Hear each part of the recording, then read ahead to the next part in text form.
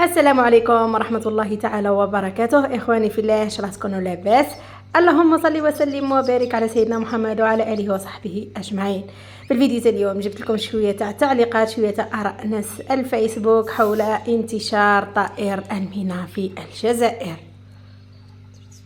كاين اللي يسمع به بدا يدرس عليه، يسقسي عليه، يشوف يعني وش هي المميزات تاع هذا الطائر وهل يشكل خطر صح على الجزائر ولا لا.